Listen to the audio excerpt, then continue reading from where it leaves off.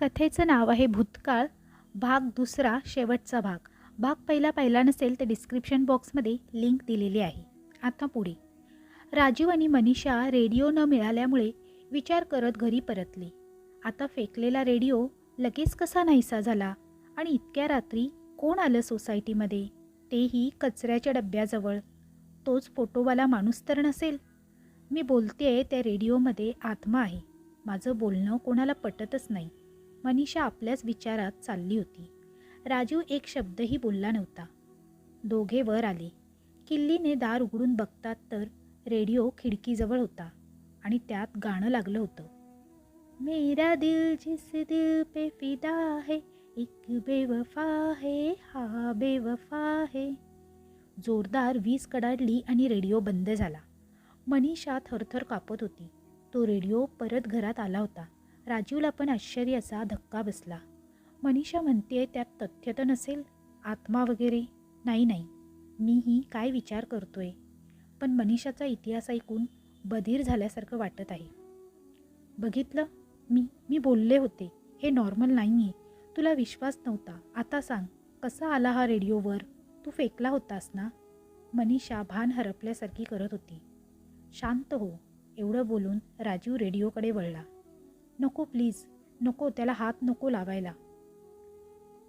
आपण दिलीपकडे जायचं का? हे घर बंद ठेवूया. मनीषाच्या बोलण्याचा अर्थ लागण्यासारखा नव्हता. तुला काय वेड लागले? जरा गप्प बसतेस? एक अक्षर नकोय मला तुझ्या तोंडून. राजीव ओठ चावत बोलला. त्याचा पारा खूप चढला होता. राजीव पुढे सरसावला आणि त्याने रेडिओ बंद केला. त्याने रेडिओवर खाली करून पाहिला. काहीच कळायला मार्ग नव्हता. जे घडत होतं ते अनाकलनीय होतं. भूत, प्रेत, पिशाच असं सगळं फक्त गोष्टींमध्ये असतं. मनीषा, हे कोणीतरी मुद्दाम करते. तुझ्या लक्षात येतंय? ते फोटो, हा रेडिओ परत आणून गाणं सुरू करून ठेवणं. राजीव तिला समजावू लागला. मनीषाचा बीपी वाढला होता. मी फक्त गाणी नाही ऐकलीत, आवाजसुद्धा ऐकला आहे. तो बोलतो, सतत म्हणतो, माझं एकदा ऐक. मनीषा त्याला म्हणाली. मग तू कधीच ऐकलं का नाहीस? खून पचवलास आणि मग आता काय या अनैसर्गिक गोष्टींना घाबरतेस? राजीव खोचकपणे बोलला. राजू, मला इतिहास माहीत आहे. तेव्हाची मी आणि आता यात खूप फरक आहे. मी कुणी नाही आहे. मी चुकले, पण मी त्याला आत्महत्या करायला सांगितली नाही. आणि तू सांगितले नाहीस पण भाग पाडलंस ना? राजू, मनीषाचं बोलणं कापत तिला म्हणाला. हा रेडिओ मी तुला फेकू देणार नाही. मला पण कळू देत की काय सुरू आहे. राजू म्हणाला. राजू प्लीज. राजू, मनीषा ओरडत होती. तिला न जुमानता राजीवने रेडिओ बेडरूममध्ये नेऊन ठेवला. रात्र सरली. रेडिओ काही वाजला नाही. राजीव आणि मनीषा दोघेही जागेच होते. मनीषाने धीर एकटवून प्रणवचं बोलणं ऐकण्याचा निर्णय घेतला होता. कदाचित तिच्यावर केलेल्या आरोपांना उत्तर म्हणून ती प्रायश्चित करायला निघाली होती. राजीवने रजा टाकली होती. या धड्याचा शेवट करूनच दम घ्यायचा ठरवलं होतं त्याने. मनीषा गुन्हेगार आहे, पण जे घडलं ते ऐकून असं वाटतं की मनीषाच्या मूर्खपणाचे परिणाम प्रणवला भोगावे लागले. पण मग त्याची डेड बॉडी त्या दिलीपने का लपवली? ही सगळं खरं बोलते कशावरून? डोकं भंडावून सोडलं आहे या प्रश्नांनी. राजू विचार करत बसला होता. 2 दिवस जेवण बाहेरून ऑर्डर केलं होतं. मग अचानक एका रात्री तो प्रकार घडला. ज्या क्षणाची वाट राजू पाहत होता तो क्षण आला. रेडिओमधून प्रणव बोलला. मनीषा, मला एक शेवटचं संभाषण करायचं आहे. मी इतके दिवस प्रयत्न करतोय, तू माझ्याशी बोलत नाहीस. मी तेव्हाही त्रास दिला नव्हता आणि आजही देऊ इच्छित नाही. तू फक्त एकदा ऐकून घे. 2 मिनिटं भयान शांतता पसरली. राजू आणि मनीषाने दोघांनी एकमेकांकडे पाहिलं. माझ्या आत्म्याला शांतता नाही मिळाली. मी अडकून पडलो आहे. माझी मदत कर. प्रणवचा आवाज त्या रेडिओमधून येत होता. मनीषा, ऐकतेस ना? माझे अंतिम संस्कार झाले नाहीत. मला मोक्ष नाही. मी जे वागलो, जे काही घडलं, कोण चूक कोण बरोबर हे मला माहीत नाही. पण मला फक्त मोक्ष हवाय. तू निष्ठुर वागलीस. माझ्या भावनांचा कचरा केला. त्या दिलीपने मला फसवलं. माझ्यावर अन्याय झाले. पण आता 10 वर्षानंतर मी तुझ्याशी बोलू शकतो आहे, तर मला फक्त मोक्ष दे. एवढं बोलून तो आवाज बंद झाला. राजूच्या कानात ते शब्द सतत घोळत होते. काय होऊन बसलं आहे हे? आयुष्यात आलेलं हे संकट खूप नुकसान करून जाणार हे त्याला कळून चुकलं होतं. राजीवला दिलीपशी बोलावं असं खूप वाटत होतं, जेणेकरून घटनेचा नवीन दृष्टिकोन मिळावा. पण मनीषाने दिलीपला याबद्दल काहीच सांगितले नव्हते. आता जर परस्पर दिलीपशी बोललो तर मनीषाला पटणार नाही. राजीवने सारासार विचार करून मनीषाला दिलीपला घरी बोलवण्यास सांगितले. मनीषा थोडी बिचकली, पण पर्याय नव्हता. सगळं सांगितल्यावर तिच्याकडे लपवण्यासारखं काहीच नव्हतं. तिने दिलीपला कॉल केला आणि घडलेला सगळा प्रकार सविस्तर सांगितला. दिलीप फार वैतागला. त्याला या सगळ्यात पडायचं नव्हतं. पण मनीषा वेडी नसून तिच्या नवऱ्याला पण हे अनुभव आलेले पाहून तो थोडा चकित झाला. रेडिओ फेकला जाऊ शकत नाही हे त्याला मनीषाकडून समजलं. म्हणजे एकंदरीत भूतकाळ पाठ सोडणार नाही. दिलीप घरी आला. एक विचित्र नकारात्मक शक्तीचा वास त्या घरात असल्याचं जाणवलं. तिघे रेडिओवाल्या रूममध्ये बसले. मनीषा, मला नाही वाटत की आपल्याला त्या रेडिओचं बोलणं एवढं मनावर घ्यायला हवं. म्हणजे तो म्हणाला ना की त्याला कोणाला त्रास नाही द्यायचा आहे. मग का उगाच आपण वारंवार चर्चा करतोय? दिलीप पाणी पीत म्हणाला. त्याला मोक्ष द्यायला हवा. तुम्ही जे केलं त्यासाठी तर फासावर जायला हवं. पण तुम्ही साधारण आयुष्य जगत आहात, अगदी अपराध करूनही. मग किमान त्याच्या आत्म्याला शांती नको? राजीव चिडत बोलला. हे बघ राजू, आजपर्यंत आम्ही जगतोय कारण आम्ही त्याचा खून नाही केला आहे. आणि दुसरी कायदेशीर बाब म्हणजे त्याची डेड बॉडी कुणाला सापडली नाही, म्हणून केस नोंद केली नाही कोणी. तो सनकी झाला होता. गेला असेल निघून असं समजून त्याच्या घरातले पण आले नाहीत कधी शोध घ्यायला. मग तुम्ही का ही थेरं लावली आहेत? दिलीपचं क्रिमिनल रूप त्याच्या रागात दिसून येऊ लागलं होतं.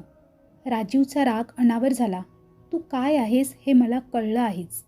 आता मी काय सांगतोय ते नीट ऐक आणि कर. पहिलं म्हणजे प्रणवची डेड बॉडीचा पत्ता सांग. दुसरं, त्याचा अंतिम संस्काराची तयारी कर. तिसरं, त्याच्या घरातल्यांना शोध आणि सत्य काय आहे ते सांग. नाही केलं तर? दिलीपही रागात राजीवला म्हणाला. तर माझा मित्र रमेश पोलिसात आहे. मी त्याला एक पोस्ट डेटेड मेसेज पाठवला आहे.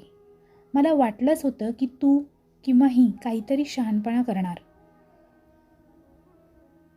बघ तू, त्या आत्म्याला मुक्ती दे. मी तो मेसेज लगेच डिलीट करेन. राजू त्याला म्हणाला. तू हे सगळं करून मला अडकवायला बोलावलं होतं का मनीषा? तुला मी बोललो होतो की मला शांतपणे जगू देत. दिलीप दात ओठ खात बोलला. मी काय खुनी आहे? मी मारलं त्याला? तो तुझ्यामुळे मेला आणि मी गाडून आलो तुझी मदत करायला. आणि आता तू बघ काय करते, मलाच फसवतेस. दिलीप रागात म्हणाला. एक मिनिट. कोणी काय केलं आहे काय नाही केलं यापेक्षा शांतपणे त्या देहाला आहुती द्या आणि त्याच्या आत्म्याला मोक्ष मिळू देत, एवढंच मागतोय तो. त्यात अडचण काय? दिलीप, शांतपणे विचार कर. सगळं नीट झालं तर तुम्ही कायमचे मोकळे झालात. मी मनीषाला घटस्फोट देणार आहे आणि तुझं आयुष्य तू जग. राजीवचे शब्द मनीषाच्या कानात गरम तेल ओतावत असे पडले.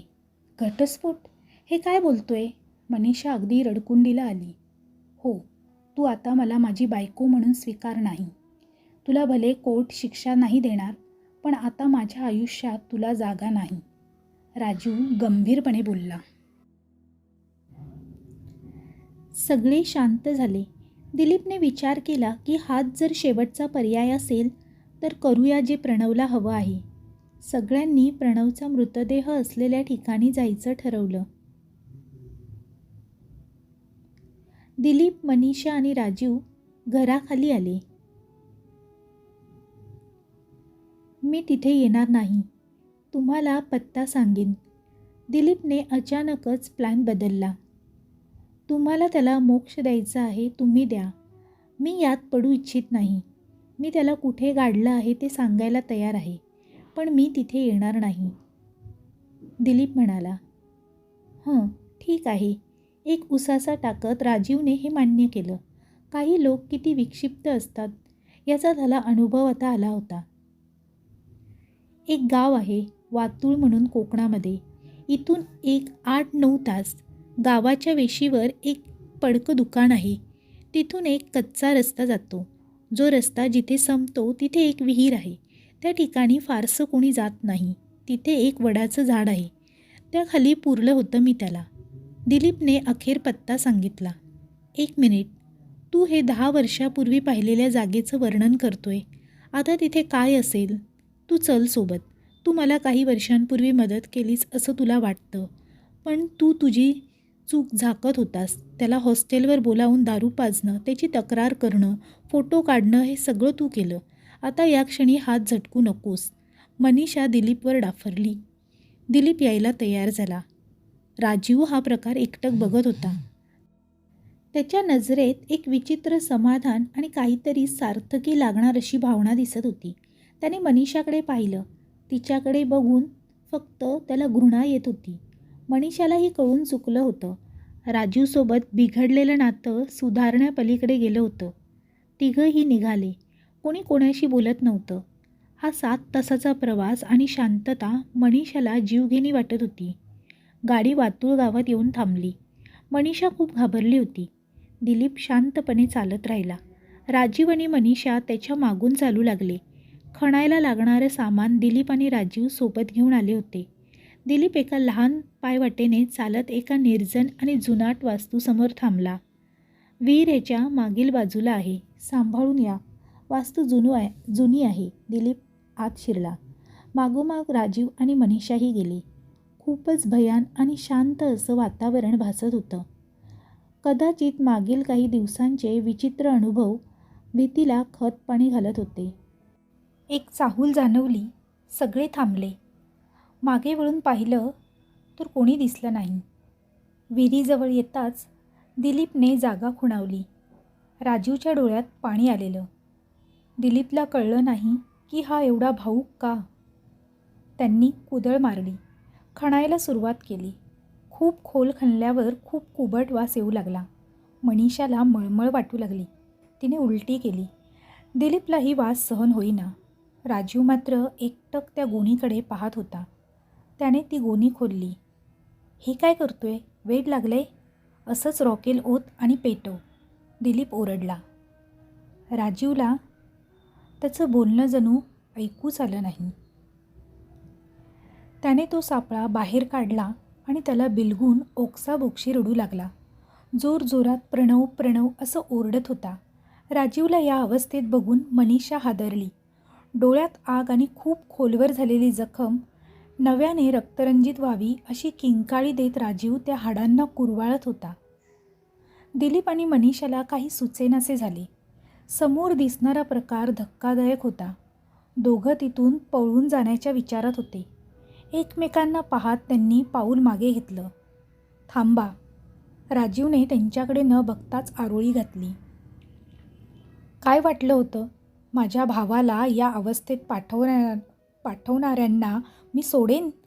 कित्येक वर्ष शांतपणे या दिवसाची वाट बघतोय मी. तुम्ही नीच माणसं स्वतःचं आयुष्य निवांत जगत होतात आणि मी सुडाच्या भावनेत जळत राहिलो 10 वर्ष. खूप वेळ लागला मला तुम्हाला या परिस्थितीत आणायला. राजीव बोलत होता. दिलीपने हे ऐकताच फावडा उचलला राजीववर वार करण्यासाठी. इतक्यात एक जोराचा धक्का बसला आणि दिलीप जमिनीवर कोसळला. मनीषाला काही सुचत नव्हते. तिने पाहिलं तर पोलीस. राजीवने रडत रडत तो सापळा पोलिसांच्या हवाली केला. आता हे सिद्ध झालं होतं की प्रणव हयात नाही. जी केस मिसिंग म्हणून बंद केली होती आज परत सुरू झाली. प्रणवला न्याय मिळायला हवा ही एक भावना मनात ठेवून राजीव जगत होता. तू फसवलंस मला, मनीषा ओरडत होती. तुला? तू काय केलं आहेस हे तू विसरते का? तुझी लायकी आहे, एक चांगली व्यक्ती नाही बनता आलं. तू आयुष्यभर मला फसवत आलीस. मी खूप शोधलं माझ्या भावाला. रोज उठून 6 वर्ष जग पिंजून काढलं. मी हरलोच होतो. मग एक दिवस प्रिया मला शोधत आली. तिला कुठून तरी कळलं होतं मी प्रणवच्या शोधात आहे. तिच्या मनावर असलेलं ओझं तिला झेपवत नव्हतं. तीही तुमच्या नकळत प्रणवच्या घरातल्यांना शोधत होती. मला घडलेला प्रकार कळला आणि माझा जीव कंठाशी दाटून आला. तेव्हा मला एकच गोष्ट दिसत होती. माझ्या प्रणवला, माझ्या भावाला न्याय मिळायला हवा. तुझ्याबद्दलची माहिती गोळा करून मी मुद्दाम तुझ्या आयुष्यात आलो. तुम्ही जो प्लॅन केला होता तो फुलप्रूफ होता. बॉडी कधी मिळणार नाही आणि प्रणव मेल्याचं कळणार नाही. मी मनीषाच्या स्वभावाचा अभ्यास जवळून करण्यासाठी लग्न केलं तिच्याशी. खूप वेळा रात्री असं वाटलं की हिचा जीव घ्यावा. कोर्ट नकोच, हिला इथेच संपवावं. पण त्याने हा दिलीप सुटला असता. तो माझ्या हातीच आला नसता. म्हणजे तो आवाज, ती गाणी, मनीषाला घडलेला प्रकार समजण्यापलीकडे गेला होता. तू कधीतरी मला सांगशील प्रणवबद्दल म्हणून मी वाट बघितली. तब्बल 4 वर्ष. मला मार्ग सापडेना. मी हतबल झालो होतो. आणि नेमका त्या दिवशी ऑफिसमध्ये एक नवीन रेडिओ आला. त्यात आवाज रेकॉर्ड होतात आणि टायमर सेट करता येतो. आणि मला ही कल्पना सुचली. मीच रेडिओमध्ये आवाज बदलून रेकॉर्डिंग केलं. त्याची वेळ सेट केली. तू रेडिओ फेक म्हणालीस, पण खरं काय ते सांगायला तयार नव्हतीस. तेव्हा मी जुने फोटो घरी टाकले, जे प्रणवच्या बॅगेत होते. आणि पुन्हा रेडिओ घरी आणला. तुझ्या भीतीचा फायदा उचलून त्या रात्री तुला पूर्ण गोष्ट सांगायला भाग पाडलं.